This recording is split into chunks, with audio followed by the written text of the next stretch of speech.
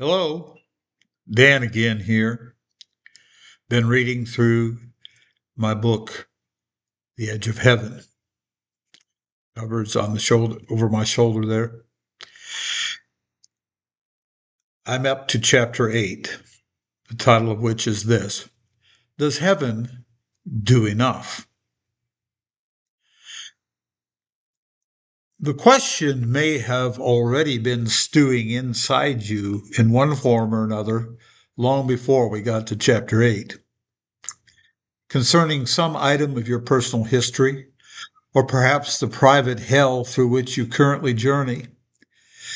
You may be asking, where are you, God? This book is all about experiencing a heaven that is very active. So I understand that many readers may find this book painful at times, especially if their current life experiences seem to demand a sort of resignation and the acceptance of some familiar negative and unchanging circumstances.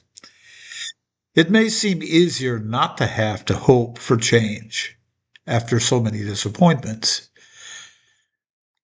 Quote, after all, we all have our cross to bear, unquote, says much common religious thought.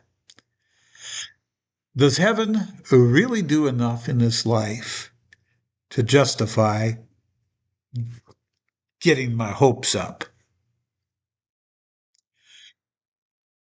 I want to seriously recommend to you, precious one, that you embrace what might seem to be this more painful or risky pathway. I want to suggest that choosing openness to an active heaven might be a true way to take up your cross. Matthew 16:24, and follow hard after him, Psalm 63, verse 8. St. Francis is reputed to have prayed, God grant me grace to accept the things I cannot change. Okay. But what about the things God wants to change, if we'll ask him? And what about this? The very fact that I finally honestly admit to myself and to God, Lord, I can't change X, may become the occasion for God to step in and say, but I can.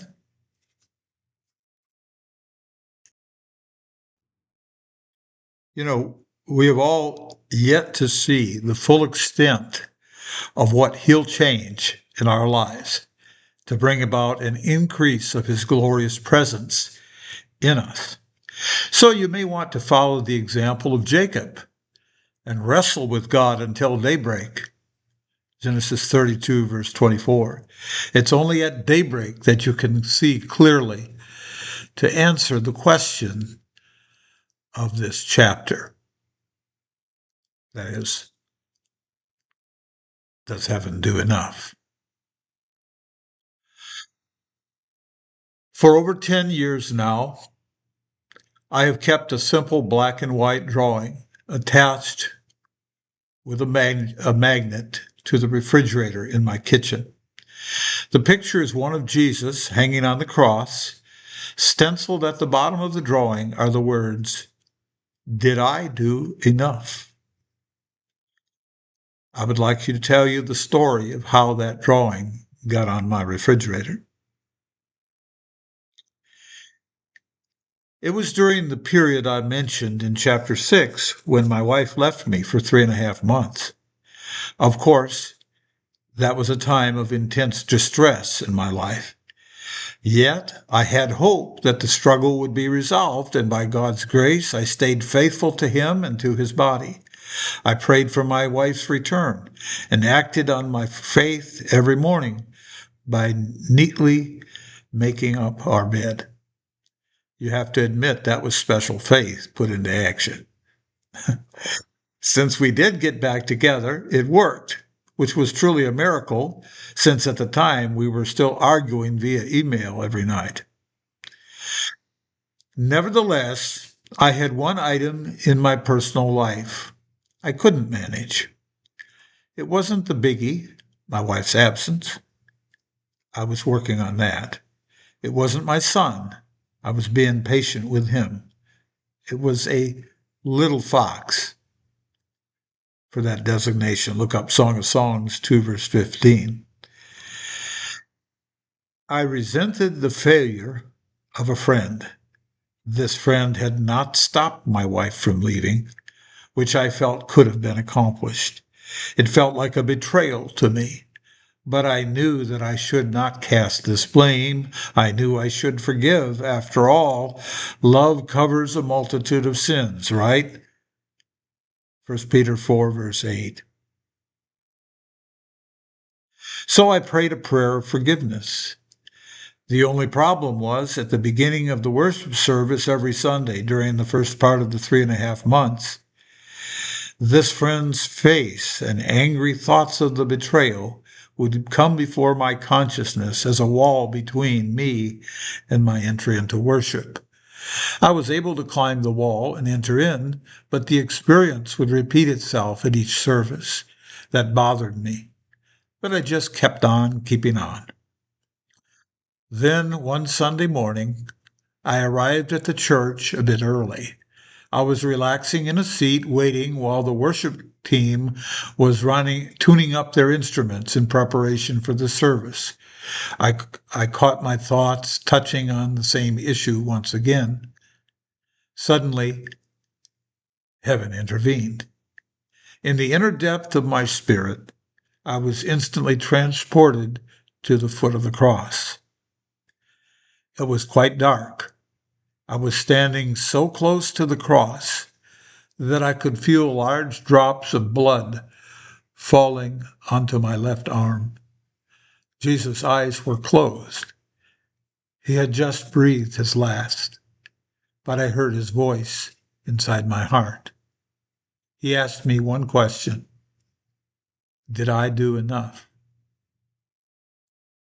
What a question. It broke me, and I bawled.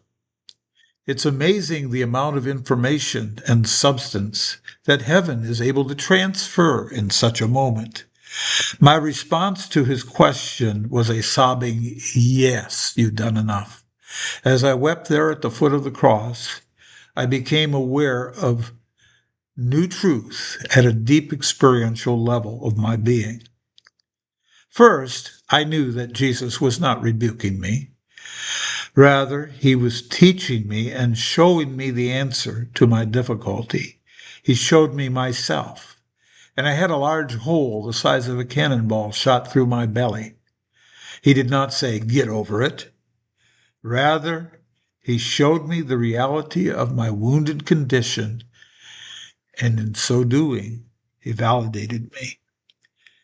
Next, I felt him take some of his own belly and hand it to me as if to say, "Here, have some of mine." And I did. I received some of the flesh of Jesus to patch in the hole in my own belly. No one ever hated his own flesh, but nourishes it and cherishes it, just as Christ also does the church, because we are members of his body. Ephesians 5:29-30. You know, I never gave Jesus' belly back to him. He just let me keep it, and he kept my pain. I was healed. Then I was able to forgive. My healing was an exchange between me and Jesus. My forgiving was a transaction between me and the person with whom I was offended. It's best not to mix those two transactions, even though they are related. The reality in the realm of the Spirit is that heaven always does enough, and more than enough. The substance is there. If the problem were cancer of the stomach, would Jesus' belly have helped? If the problem was a poorly functioning brain, would Jesus offer some of his? If we were wondering about our sin-stained conscience and screwed-up thinking, would Jesus take that deal? What about your knees, your hands, your emotions, your ears? He cares about you, all of you. If you let him draw you to that place of blood-soaked intimacy and allow the exchange to take place, you will find that truly heaven has done enough. Jesus himself is the reason I could assure you of that, because he always completes what he starts. His sense of timing is not always identical to ours, but where there are people crying out for him, he does show up and exchange what he has for their lack. When once you've gone through such an intimate exchange, Galatians 2 verse 20 may become even more meaningful and precious to you than perhaps it has yet been. Quote, I have been crucified with Christ, and it is no longer I who live, but Christ lives in me. And the life which I now live in the flesh, I live by the faith of the Son of God, who loved me and gave himself up for me. The life which I now live, I live by the faith of the Son of God. Interesting. That calls attention to something more than a single one-time incident of transformational exchange. It speaks of an ongoing transforming process. I said that I never gave Jesus his belly back. It has been growing on the inside of me, slowly being integrated with everything I am. What heaven did will eventually wear off, unless it is allowed to become what heaven is doing. That gets down to each person's choice, each person's openness to heaven, and each person's willingness to nurture what heaven has deposited in her life. Spiritual realities have texture and substance. We're not conversing about ideas, but about encounters as real as going out for pie and coffee with a friend. Yet in many ways, these spiritual realities and interactions with heaven are mere raw materials. So much lumber, 2x4s, and plywood. In partnership with Jesus, you could use them to build a house or leave them in piles where they were delivered. Much of what I relate to you in this book consists of those deposits of heaven which I have been building into my own life house. Feel free to use any of these materials for yourself. Heaven's supply won't be running out anytime soon. Thus, the question, does heaven do enough, is correctly formulated in the present tense.